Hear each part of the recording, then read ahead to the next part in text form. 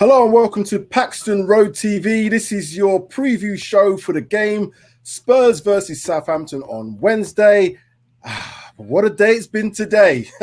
I'm joined by some super special guests as per usual. In the house residents, we have Mike Hotspur, Hustler, Darius 3K, and we're also joined by Bob from Bobspur TV and Brendan from the Cheese Room podcast.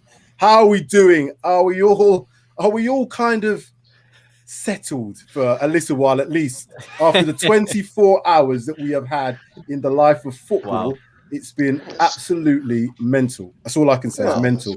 Has anybody? Standard day, isn't it? It's a standard, a normal day. Standard day. I was going to try and say, well, there's probably so many things that's going to be talked about. I bet everybody's been talking about it all day. I'll just get your thoughts individually about what you think of the whole debacle, if you want to call it that. The European Super League, Jose out, Ryan Mason in. What else? Where should we start? I'll start with you, Brendan. What's your thoughts on the whole of the day, the last day or so? The whole of the day. I mean, it is probably the craziest 24 hours in our recent history, and that's saying something with Spurs. But the European Super League, it's kind of like you'd want to be involved. I understand the club's decision to go with it. We don't want to get left behind if the other big clubs are doing it. I saw a tweet today that said Spurs being in the European Super League is like Banana Man being called up for the Avengers. I saw that one. Brilliant. And there's pros and cons, mainly cons to the decision. Con being quite an operative word because the decision was all about money. On Jose, the timing is a bit confusing. We knew it was coming. It just doesn't make sense to do it 5 days before the cup final. Sure. So that's. I'm sure we'll get into that. I think something's hastened that departure because I believe it was looking towards the summertime, but something may have happened. We can only surmise. Darius, what's your thoughts on the whole of this day? It started from last night. I know I was on Bob's show for an hour or so, and then that just dragged. It went on for ages, that one, because of breaking news. And then this morning we get up, I was like, oh, breaking news on that, and then Jose. You had to call me to tell me about Jose. I was still sleeping because I was still I was speaking to a lot of people about the ESL, and on first review and like first opinions, I was kind of with everybody else. I was like, this is disgraceful. No. But then I kind of was starting to have a conversation with people, and I was kind of thinking about it. And yes, it's not good. It's not good to have 15 clubs who can basically earn 350 million euros a year just because they can. But at the same time, I find it quite funny how the Premier League are quick to, jump on the necks of these teams when they are the reason that these teams are like this in the first place. I mean, the Premier League formed in 92.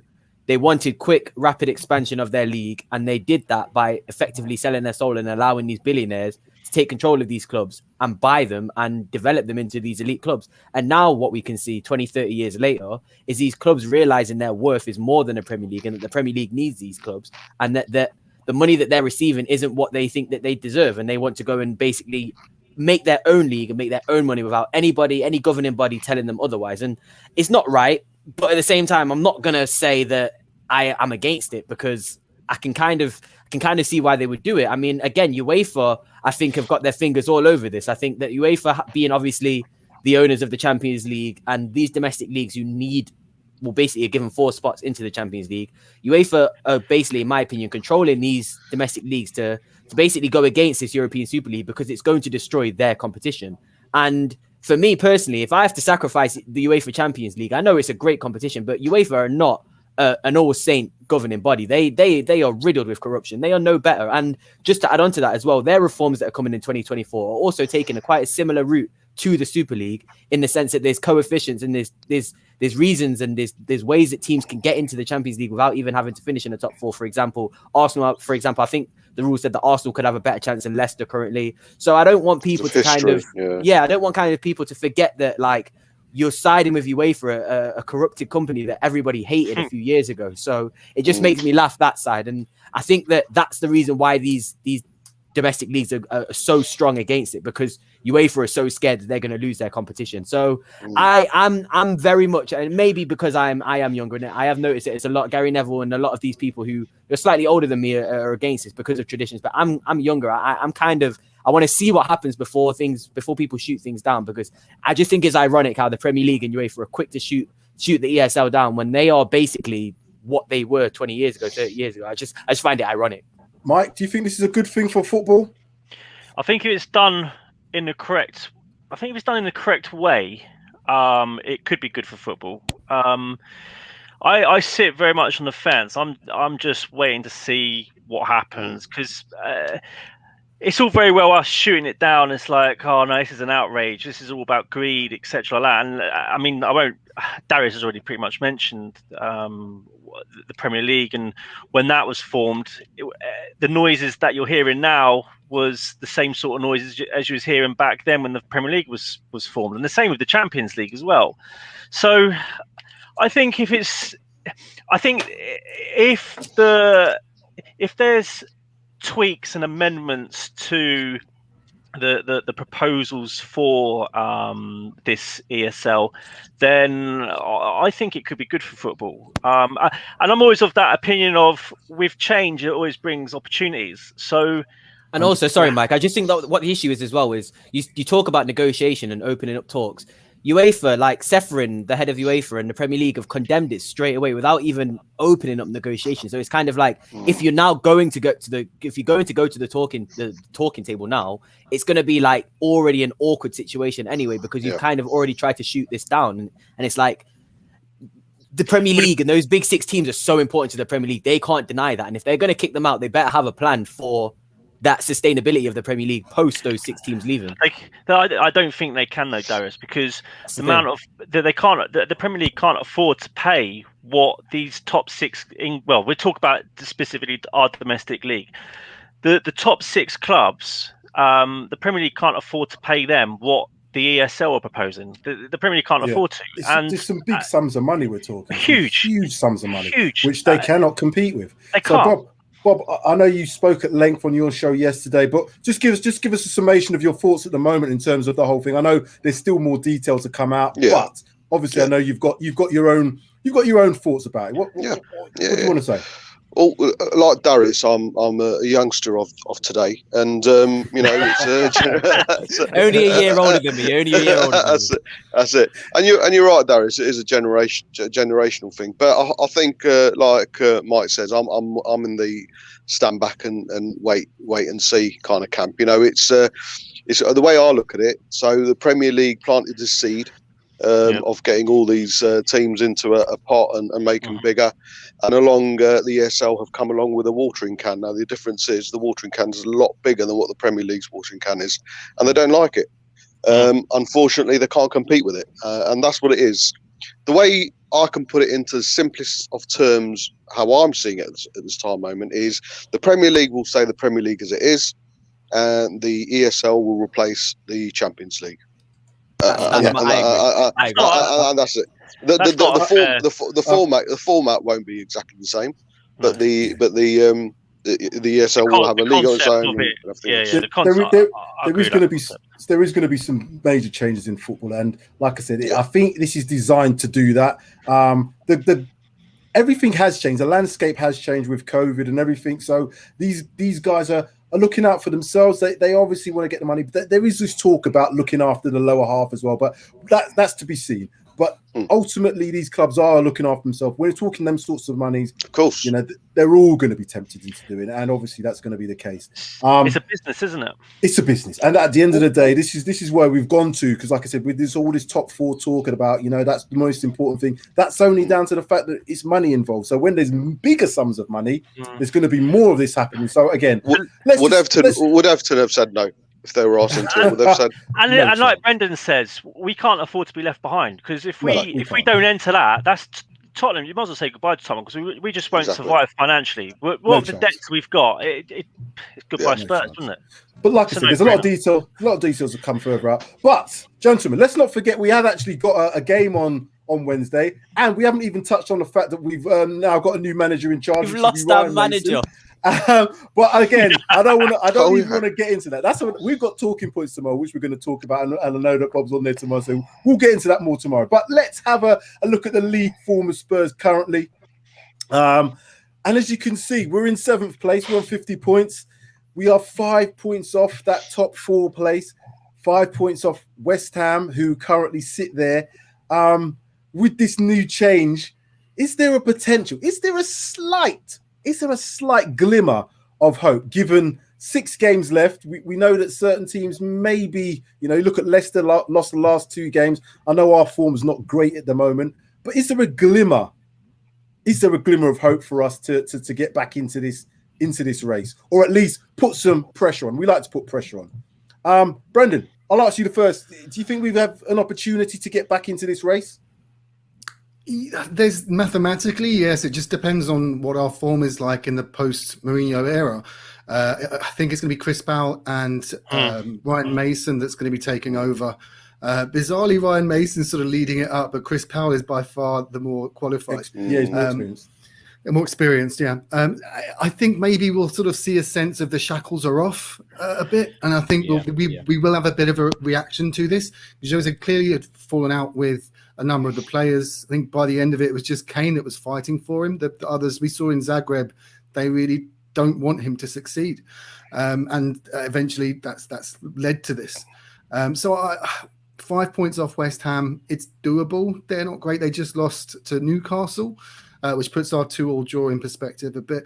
So it's who knows? It's been a crazy season. Absolutely mental. We can do it. Liverpool can come back into it though. You look at us, but you've got the teams we're competing with.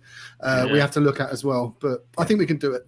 So Ryan Mason's and Chris Powell, this combination of Ryan Mason and Chris Powell, their first game will be on Wednesday. But what do you think they're going to do differently to maybe get this team playing? Because a lot of players now have got another chance. Players that we probably thought that shouldn't be seen again, that may now have a different attitude. What do you think he's going to do differently come Wednesday? Well, we haven't got a rubbish manager in charge anymore, so that's obviously a good start. We might hope for the Sherwood bounce. When Sherwood first came in, he gave us, being an ex-Spurs player and all that, I can see a lot of similarities. First few games he did all right. Yeah, he had a good winning percentage. So I just think him and Chris Powell will do a lot better than Jose. I'll be honest with you, my 6-year-old son could probably do a lot better than Jose in some of the games recently. So blessing in disguise has gone today. I know the other news has overshadowed the news of his sacking, but I think it's absolutely fantastic. He's put nothing into the club the last 18 months. There's no reason why he should be given the chance of winning a club and going away with something the cup final. So yeah, perfect timing as far as I'm concerned. As we can all see, Bob is a big fan of Jose there. So Mike, do you think after the 5-2, because we won 5-2 against this lot away back, and I'll put up the previous games. What do you expect us to go out and do come Wednesday? This is tricky, mate, because my concern with Chris Powell and Ryan Mason is tactically they're not as experienced as Mourinho. Let's be honest. But what they might have that Mourinho hasn't got is that they might be able to give that motivation to players, put the arm around them, boost morale. They might have that in their locker, which, let's be honest, that's probably what Tottenham need at the moment. They all know how to play the game. They've been a team that's been together for a good number of years. So you hope that they all just think and they all sing along on the same hymn sheet and be like, right, let's just muddle in. We've got 6 games left, cup final as well. Let's just play to our capabilities and let's finish on a high and then see what happens in the summer. I think that's realistically what they should do. I think the shackle, like everyone said, the shackles will be off. I don't think I don't expect Chris Powell or Mason to just sort of try the counter attacking. I think they're just going to go for it. And what else can they do? I just don't foresee them being tactically acute with their game plan. And I think they'll just Yeah, I think they'll just try and bring back the football that we've all been used to over the years. Play that attacking style, and I think we'll go with quite an aggressive lineup on Wednesday. We'll get to the lineup in a minute. I'm just going to put up the last 5 results. Sorry, last 5 games against Southampton. Darius, seeing as it's pretty. I guess say it's pretty even. You know, we've won. How many is there? 1, 2, lost 2. Is it On 3, lost 2. Yeah, so it's kind of, you know, it's in the balance in terms of what we could expect. So do you expect the team to go out there just attack, or is it going to be a bit more tactical? Obviously, Chris Powell's an experienced guy. Ryan Mason in charge of the youth at the moment, but now obviously first team. What do you expect the approach of the game to be for Spurs? I think it's going to be a very much approach of, like we mentioned, it's going to be a case of let the players do their thing. I think there's enough experience in that team. And I think, and like I said, 10:40 a.m. this morning, when Sam rang me on the phone and told me that Jose was sacked, I was doing the Colton dance. I can't lie to you. I was happy. I was very, very happy. But what I will say is I was very surprised because... Be careful what you wish for. That's what all I'll say is I was very surprised because 100%. The news plus the timing didn't make sense with a cup final. I thought that Jose in a cup final probably could do a good job. But you know what? Maybe the players do need to just be told to just do what they know what to do best and just basically attack. But also they're gonna have enough of a knowledge, and I think Chris Powell and Ryan Mason will have enough tactical sense to kind of, if they're not going to go gung-ho like Southampton did in the first game against us and just continue playing a high line and pressing when they're 3-0 down, if that was to happen. So I think that Southampton will be naive, and I think that there will be a chance for players to capitalize on that and get a win. And I think that the quality of the team and players like, well, Kane's not going to be fit, so I just hope that Højbjerg and those players can kind of galvanize the team enough to just get them through it, because I think that, like I said, it's going to be a big weight off of those players' shoulders, and a lot of them are just going to be happy to play and be free to play. Your Ali's, your Winks, your Bergwijns. Bergwijn for me is going to be a big one to look at, because I feel like he could really push on now. I feel like Jose Mourinho didn't really give him a chance, and if he's given a chance to kind of play his football, can do something. So I just think it's going to be a case of Mason and Powell will just, they're not going to rock the boat. They're just going to be like, lads, it's you go out and enjoy your game and have fun. It's going to be one of those. With that, Darius, though, who's Bergwijn going to come in for? That's more, I'm thinking more of like next season in the future. In terms of this game, the Southampton game, maybe not, no. But I think there's a lot of players that... So one of my questions, I'll ask this question. One of the things that happened earlier, and I've read it on Twitter, and I don't know how true these things is. There's talk of Danny Rose saying he wants to now come back into the squad. So 6 games left. I can't say that. So if that was the case, who else from Spurs would you say might be looking at a second chance? Please don't mention number 17 on the show, but... other than that, who else may, and I'll ask you to Brendan, who else do you think might have a bit of a chance of getting back into this starting 11? The big one's got to be Dilly. He's been the main sort of victim of Jose. It was strange when Jose first arrived. He sort of put the arm around, and there was the pictures of him sort of touching him as Dilly's brother, etc. But since then, it's just not gone to plan. And Dele is so talented, and he's still really young. So I think Dele and Bale, and certainly from the attacking players, would be the two that I can see getting back into the team fairly quickly now that Jose's gone. The defence, you just want a bit of stability there. I think I read that we played like 20 different formations and lineups in that back four. So no wonder we don't look very solid at the back, which that's unbelievable. That's an unbelievable stat in terms of that many changes in the defence. There's no wonder we can't keep clean sheets, because that's the biggest thing for me, is not being able to keep clean sheets. If we could have at least done that in half the games that we've kind of conceded, because we always seem to take the lead. We've taken the lead. Obviously, there's the stat that from winning positions we've dropped 18 points. Wow, 20 now. 20. Oh yeah, of course it's 20 now. Yeah, God. Oh, good grief. Because so that's a horrendous stat. I think we're top. I think we're joint with Brighton on that stat. Go on, Mike. What are you going to say? I was just going to say. Oh, sorry. Go on, Bob. Go on. No, that's right, mate.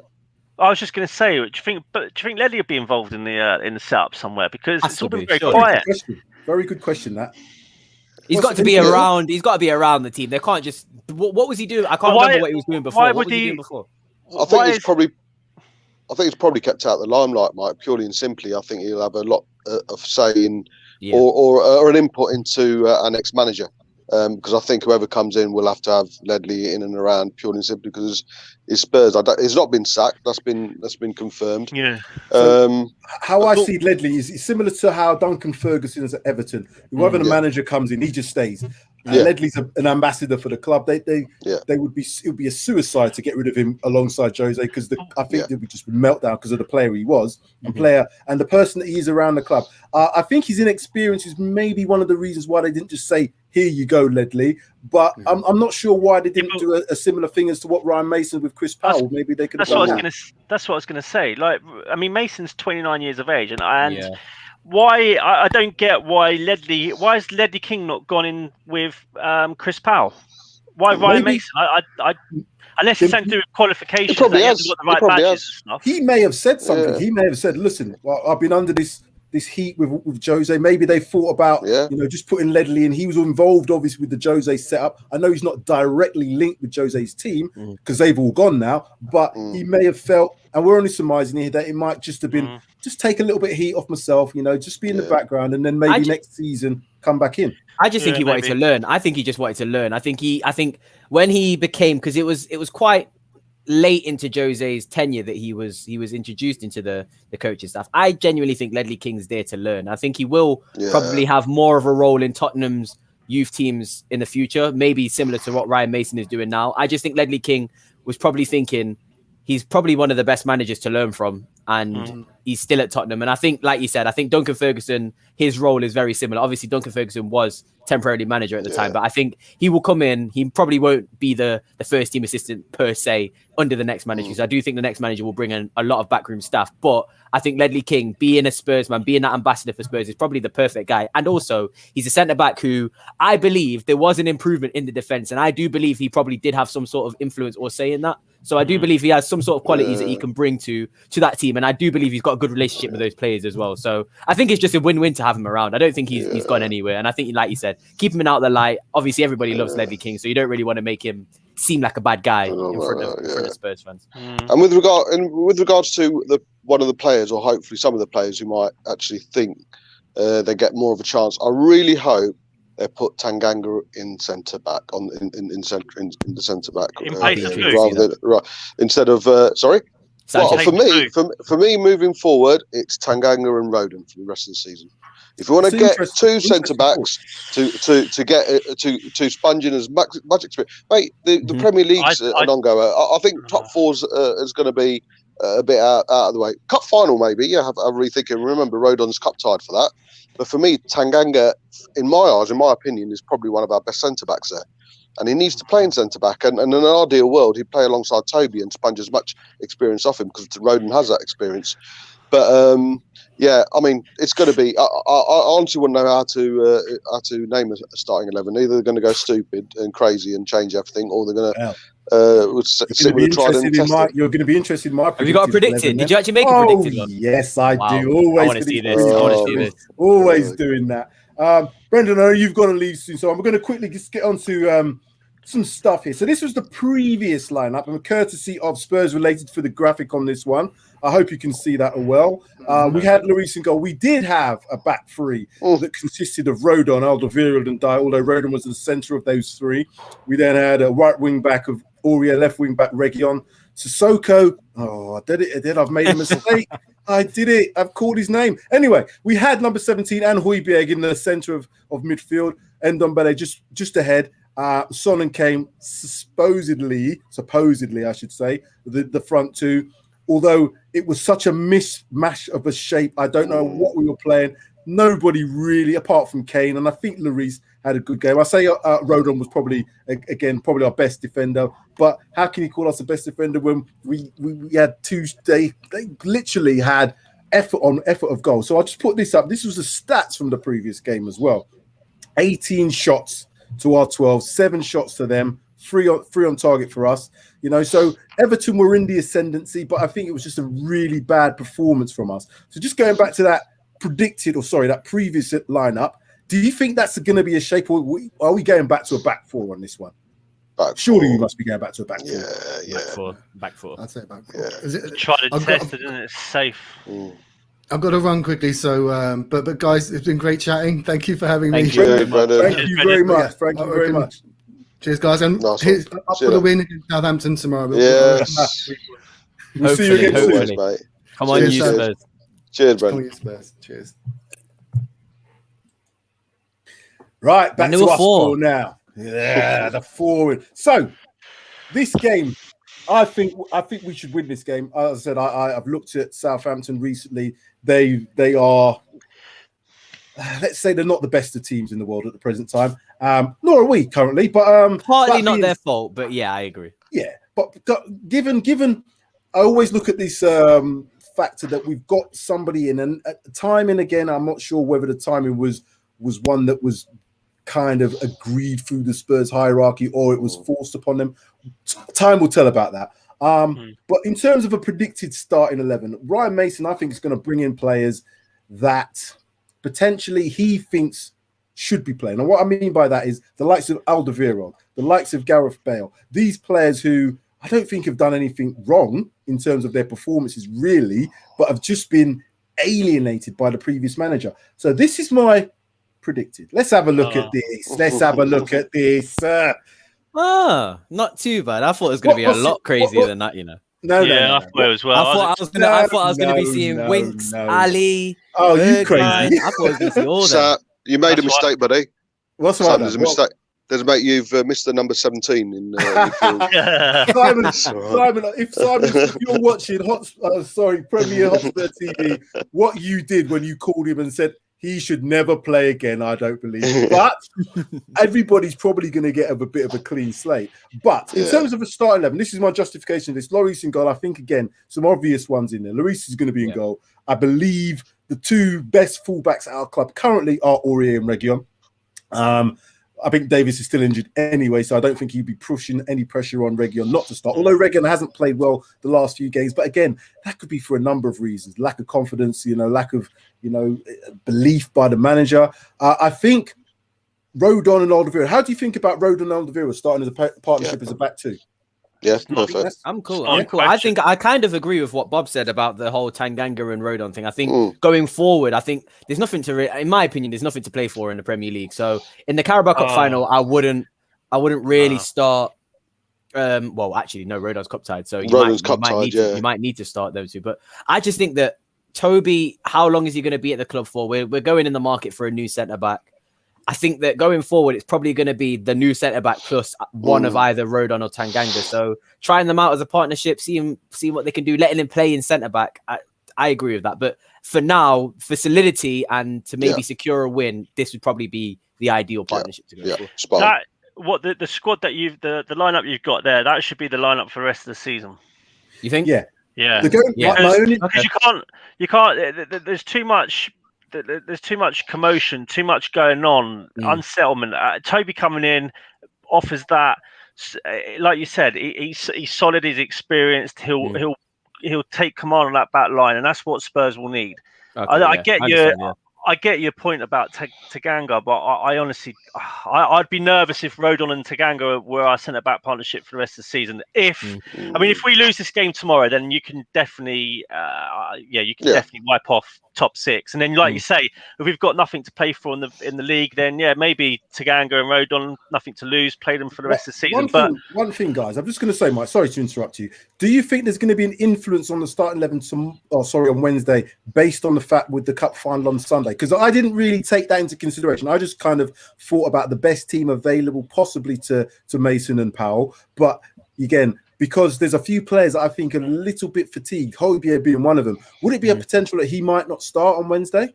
Yeah, I was going to say that. Yeah, I think Højbjerg should be rested anyway. I think, unfortunately, that might. 17, isn't it? Yeah, that's what I mean. Unfortunately, that might mean number 17, or believe it or not. And remember who Ryan Mason used to play in midfield alongside. Yes. He might put Dyer in there as well in central. There is a possibility. There is a chance. I'm not watching if Dyer plays. You know who I think may come in instead of Højbjerg potentially, and Winks. That's what I was going to say. Harry Winks. I think Harry Winks could potentially get a start. And I think he might be a player that just needs some confidence, guys. I know he's not top draw. He's not. I don't think Not he even would top be. draw. He's not even top draw. Maybe he's not even a draw. But Yeah. The other option, Sam, is obviously not putting Lo Celso in the pivot and putting number 10, putting Lucas in there, because Lucas has been you absolutely could do fantastic in the 10. Good idea. You could put Lo Celso in the pivot alongside Ndembele and put Lucas up at number 10, who's been absolutely brilliant. And the thing is, Bob, that might work against a team like Southampton, who are going to. Southampton are going to go crazy. They're going to press high. They're going to have a high line. So maybe playing those two might work, just because I don't think Southampton are going to really show respect, should I say, to Tottenham. Yeah. What about Do you not that front reckon? three? Nah, I don't think so, Mike. What about that front three then, gents? What's your thoughts on that? I put Bale in. I put Son in. I don't believe Kane's going to play. I don't think he's going to be fit. We are touch and go. They should be rested anyway. Touch and go for Sunday, depending on the extent of this injury. But Bale, Son, Vinicius, is that probably the best three that we could hope for in terms of the front three? If we're going that front three, I don't want to see Bale and Son getting a full 90. Give them let Bale play. Give Bale an hour and then be like, yeah, mate, you're done. And then, like you say, bring on Bergwijn or I don't. Do you know what? I'm going off Lamella a little bit just because. Well, I think he's going to go, Mike. I think the rumours are I've not circulating. been on Lamella. I'm just done with some of these players, like Winks. I don't want to see Winks playing. Get rid of him. I like him. He's done well for the club in the past, but changes are needed. We've done the 100%. First change, like with Mourinho. There's talk about the European Super League. Now let's just look at these players and be like, right, actually, you know what, Winks, you've been a great servant, but it's time for you to move on. You know what, I really do think they may have an eye on Sunday. You know, so I put those people in that lineup. I'm still thinking there may be one or two changes more. I think potentially Aurier may not start. Would they put someone like Tanganga in at right back, even though he's not possibly wanting to play right back? But I just think if we play all those players, they're going to want to prove themselves because it's a new manager. They might go gung-ho for effort. There's always a chance that someone could get injured. Or the opposite, players will think, I don't want to play too much because I want to be in that team for Sunday. So it's a real difficult one, because I always said the team that plays on Wednesday, usually they might not be the ones that would start automatically on the Sunday. Well, certainly all of them. Because of the fact I'm with the new manager, Sam. What you'll always find, well, majority of the time, is there's always a statement. They always pick someone. Oops, sorry, I'm going to go crazy there. There's always a statement position that a player that they always put in the starting lineup on these teams. So there's every chance they might put Ali in. You might put Ali in as a here you go. This is my right. Or if they want to go really crazy, Kane's out. Sod it. Let's give Scarlett a run out. You know, there's always a statement from a new manager. There's always you just never know. It's not a bad shout. You know, the reason I say that's not bad because of the way that Southampton play, very high line, very much they'll want to be on the front foot. There's going to be gaps in behind. He's a quick player. You know, Vinicius again. Does he play on the shoulder enough? Potentially does, but again, he likes to kind of drop in and back to goal sort of stuff. Scarlett may just be that player that just wants to get in behind. He's got a bit of pace, you know, high line, play the ball over the top. He could prove himself in this game. Like you said, I don't think we've got that much to lose because it's really going to be a tough ask for us to get into that top four anyway. We'd have to win every single game and hope that others don't. But there is going to be an eye on the cup final. I don't doubt that for 1 second that there's going to be an eye on that cup final on Sunday. Yeah. I think with Scarlett as well. No, sorry. I think with Scarlett as well, mate. You got there's a lot of feeling in amongst the. I think Jojo mentioned it as well. They're seeing more of a less left-sided player. So by all means, it wouldn't be surprising me if someone was through the middle and Scarlett was playing down the left, cutting in. So, but yeah, it's pacey the side, isn't it, with Bale, Scarlett, and Sonny. The other thing about that, sorry, Mike, I know you want to come in there because Ryan Mason has been taking the youths as well, similar to how Frank Lampard was. He was like trying to introduce people like Mason Mount got introduced by Frank because of the fact that he knew him well. Maybe that might be the same sort of thing. We might see one or two youngsters. I really do think we'll see one or two youngsters before the end of the season playing in this first team. You might do. Definitely. But then what does that message that sends out to the rest of the team? It's like, well, I agree. I agree with what Mourinho says. Some of you are not good enough or are not capable enough for the team. I'm bringing in a couple of youngsters. I think for the balance and for for the harmony of the squad, I think he might, like you say, give Scarlett a run out, but starting him he's not going to rock the boat, is he, mate? He can't afford to. Not before a cup final. Not before a 100%. cup final. I was just going to say, just off topic, I was just going to say it was very damning of Jose in terms of, and this is, I just talk about harmony. You're just saying about harmony. It's very damning of Jose. If you actually notice, you can see the players who are actually still on Jose's side because they were the only ones who had wrote a thank you tweet, Instagram post, and it was like Kane's, Tanganga's, Højbjerg's, Son's. Those are the players, Lucas's, and it was very interesting to see that because you could clearly see there was people who were just done with him. And somebody made a comment earlier today to say, and I think it's sort of, I can't remember if I've got it quite right, but it said something like, just because they have velvet gloves on doesn't mean to say they couldn't stick the knife in. So that being said, you never know that these players may have come out and said, oh, great, protecting there, but behind the scenes, they could have been, we need to get this man out of here. And you don't know. We don't know. Mike, anything on that?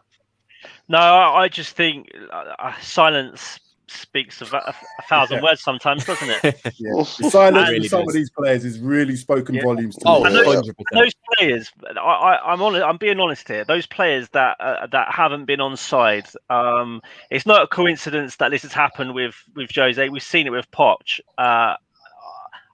Summertime, I'd get rid of some of these lot. Literally, we have to go. And Mike, you know what? I agree with you. Now that Jose's been cut so brutally, and I can see that Daniel Levy don't care anymore because this guy he had a crush on this guy. I've been saying he had a crush on this guy for years. He's wanted to get with Jose Mourinho for years, and to axe him off like this, basically before a trophy. One, it shows me either there's some sort of package that's not being paid, or he's got some sort of loophole in this, or two, he doesn't want to give Jose the credit of a trophy if he was to win it. So he may have 350 mil coming his way, so that might pay for Jose's compensation package. Of course it will. But even though, like, it's you can say all that, and obviously the ESL announcement and masking that with a Jose sacking, obviously that comes with it. But it's still very, very brutal. It's a very, very brutal sacking. You're right. Despite us wanting it, despite me wanting it, it's still a very brutal sacking, and that says a lot to me. And now, if you're going to do that with Jose Mourinho and pretty much disrespect him because you didn't even give the guy the chance, because he got you to the final, and I was out, but the guy didn't even get a chance. If you're going to not get rid of some of these players who were responsible for this, then that's going to cause me to kind of not sympathize with Jose, but I'm going to look at the board and think, like, you're getting your priorities mixed up a little bit, because these players do have to go as much as Jose has to go, and you've got rid of him now, so let's see you make a bit of action in the summer, like we said, and get rid of the players who aren't good enough. Some can stay, but some have to go. Isn't it? Yeah, true, but again, Jose didn't have the full influence and the full, what's it called? He didn't, for example, Bergwijn, I don't imagine is his signing. Rodon, I don't imagine is his signing. So he's not always had full power in terms of influence over Levy. So I don't imagine that the players that Levy's intentionally thinking of selling are going to change that drastically. Say a Nagelsmann, say a Rodgers comes in. I still believe that he's probably got a list of players like Lamela, like Winks, potentially Ali, potentially Sanchez if he can get a sale, Ori if he can get a sale. I feel like those players are going to leave anyway, regardless of the money. He's made them worse players. He's made them worse players though, Darius. I'm sorry. He has. And that means these were the value of them. These were the same players. These were the same players that were top. He was quite happily taking the credit when we were top of the league, and these players were the best in the world. And suddenly, but he's not taking any accountability for the fact that our sudden decline. We declined. We went down like that, and he's taken no ownership of it. And he's constantly heard about. It's constantly heard about the average players. And you're right, it is brutal. Him going just 6 days or before the cup final. He should have gone after the Zagreb game. I just want to get this comment in and see what your thoughts are on this. Thanks, Colin. Do you think Jose will go somewhere else, get back, and win trophies? Can I flip the question slightly? Go ahead. Do you think Jose gets a job in this ESL with one of the teams, or do you think he doesn't? Because I think he goes to nationals now. I think Portugal's set up for him, that national team. I feel like all those players would love him and worship him, and they would die for him. And he could probably he'll go to a club where he can buy loads of players and win the league, which is who's going to take him now, though? Given his last 3 appointments and the way those 3 appointments have ended, who is going to take that sort of risk? Apart from an international team, which I can see him doing, I just don't see any team, even because Jose's his ego is bigger than anything I've seen anywhere in the world for any sort of manager. He's not just going to say, well, I'm going to take a Newcastle job. I wouldn't see him doing something like that. So he's going to put a little you know, proposal out there. Go ahead. Let me throw this out there. Let me see what you guys think of this one. So, in this crazy world that I've got in my head, where what's happening, let's say. Don't say Forest. No, listen. So, that is crazy. Or Blackburn. In Spain, Simeone gets the axe. What about Jose going to Atletico? The styles sort of match. You never know. I'll go. But then they're in the ESL, so maybe 2 years ago. Maybe. Yeah. I'm going Jose. Portugal. It's got it written all over. Yeah. And then you watch him, he'll win the bloody World Cup. Yeah. I think Ronaldo has to go first because I think him and Ronaldo would clash. But could you imagine what he would be saying if he won the World Cup? Let's not get into that because this would be doing that. Real. No. Oh my god. Yeah, 100% he'll be doing that. Gentlemen, just apologize for any viewers out there if the stream has been a little bit poor. I can see that there's a little bit of a stream possibility for myself, but we are coming to the end of the show, so keep watching. We're nearly there. Last bit of the show, which is always the favorite bit for me, and we're going to put it up, the score prediction and how the game's going to go. And shall we start first with our guest? Bob, take it away. What do you think the score's going to be and how's the game going to pan out? Well, he's going to play I don't give a shit football, and we're going to win 4-0. Wow, nice and simple, nice and easy. He ain't messing about, is he? He's not messing about. He's going 4-0. Jose's gone now. Jose's gone now. They can play with a bit of freedom, with a bit of attacking flair on the front foot, and they can go for it without worrying about, what's Mr. Boss going to say? We've stepped over the halfway line. So, yeah. That's a big shout out. 4-0, Bob. Yeah, 4-0. Bob, I rate it. There's one comment here from Colin, which I'll just get to before we get onto Mike. He could take Brazil, speaks the language.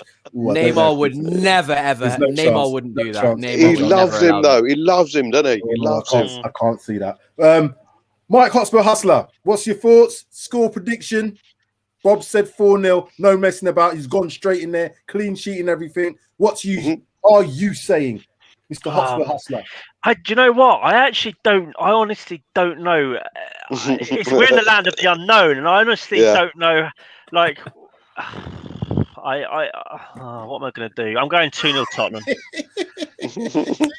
I don't know what we're doing. I don't know how Tottenham are going to line up. I don't. Mind blow. It's a good point. The thing is, I've gone for another clean sheet, and we haven't kept a clean sheet. I was just about what am I doing? I know. As soon as I said that, I was like, 4-0. Bobby, did you say nil? I've put you down. You can't change now. Bob's you're down not changing it. Mike's down. No, I'm sticking with 4-0. No changing. So Darius, you got lucky now because you come third, so you can actually change your view if you want to. You never heed my warnings, guys. What do I always say when we do these predictions? You can never predict a clean sheet for Spurs. When I did it, we drew 2-2 with Newcastle. So I am gonna stick to my guns. I'm gonna stick to my theory. You know what, mate?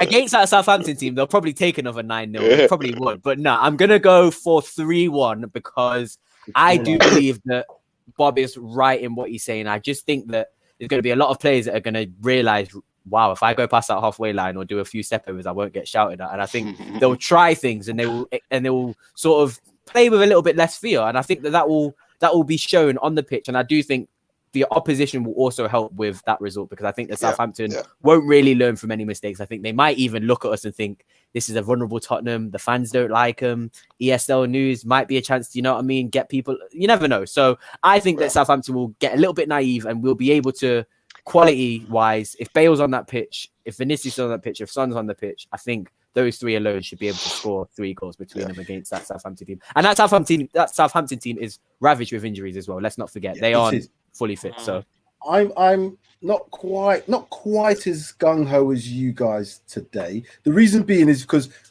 I think Kane is a big miss. He's a big miss regardless of the opposition.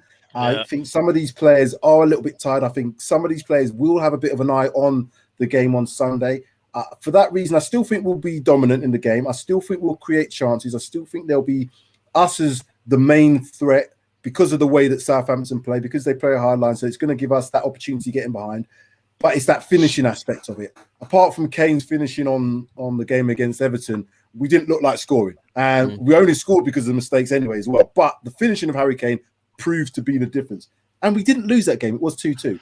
Yeah. That being said, I can see us still scoring a couple of goals, but I think Southampton will nick one as well. So I'm going 2-1. I'm going 2-1. I think that'll probably be what happened. But you know what? I really feel like this team are gonna. A few of those players are gonna really be a little bit of dicks, in my opinion, and kind of show up Jose and really perform. Like, I think Ali, if he gets a start, I think Ali's probably gonna have one of his best games of the season. That just look at Colin there. Colin's here. Piss me off as well, yeah. He'll go 2-1. No, Mike, I agree though. I think it will annoy me slightly because that will be like you're not playing for the team. You're playing for your own reasons, and those players don't deserve to kind of start and be involved in the next project if you're going to force a manager out. But again, he kind of deserves to go. So if I see Oreo running up and down that wing like an absolute weldy, it's going to just piss me right off. Two lots of dog. The thing is, it's going to piss you off anyway because there's going to be certain players who are now just going to up their game. It's inevitably what's going to happen because one, they're playing for Sunday. That's one thing. So players who are playing on Wednesday should have in their mind, I'm not guaranteed to start because the managers are going to want to see how they perform. And also, they're probably going to get the leash let off them. All this talk about Jose saying, oh, well, I didn't tell the players to drop back. And all. I don't think that's true. Yeah. I think he's clearly told someone because I saw Reguilon run up to the halfway line. It's almost like I can't cross that at times, So he wants to be up front. He wants to play as a really high attacking fullback. So I'm seeing a lot of attacking intent, but again, I just think a bit of confidence. Are we really just going to go out and thrash them? Possibly not, but I think we'll still get the victory. After 3 days. And Colin was right. He was right. I did go 2-1. You know my score lines. I'm always a little bit pessimistic these days, but I think we'll get the victory. That's the main thing. I think we're going to get the victory. Gentlemen, 46 minutes. That's been a good show. That's how it should be. Prediction preview show. We've done well. We haven't talked to say all the events that happened as well. In the past 24 hours. I'm not doing another one. Talking points tomorrow. Everything happens in threes. I can't do a 4 hour. I need to get some sleep. So if it was him, if he was running this show, we'd probably be on here till midnight, and I can't be on it till midnight. So we'll see you tomorrow, my friend. We will. You too, Mike and Darius. I think we'll also see you. So just before we go, 100%. Make sure you like, subscribe, share, and comment. Please leave your comments below. We'd like to hear from you about how the show's going. Anything you want to see us do, anything you want to see us give you in terms of content. We're always here to try and do that. But again, there's a lot of good stuff. Bob, again, just give a shout out to yourself as to where people can find you. Bobspur TV, just Spurs content, and especially last night and tonight and tomorrow obviously is going to be as much information I can provide to the Spurs family out there. And you're on at 10. You're at 10:30 tonight, are you? Is it 10:30? I'm on 10:30 tonight. Yeah, late lounge, and I've got a couple of guests on with me as well. What are you doing? Yeah. Don't you get sleep? Don't you like sleep? No, I've got kids, mate. No, I've got kids. No, I'll be honest with you, I love it. You know what my story is. I'm still recovering from a open heart surgery, so I'm indoors all day, so this is my escapism. And to sit down, talking to fellow Spurs fans and just natter and give opinions and take on opinions is something that's made in heaven. It's a hobby made in heaven, that one. So look at this. This is what Colin's got to say about it. Bob's everywhere, and it's true. Yeah. He's everywhere. He pops up everywhere. Yeah, I'm outside your house.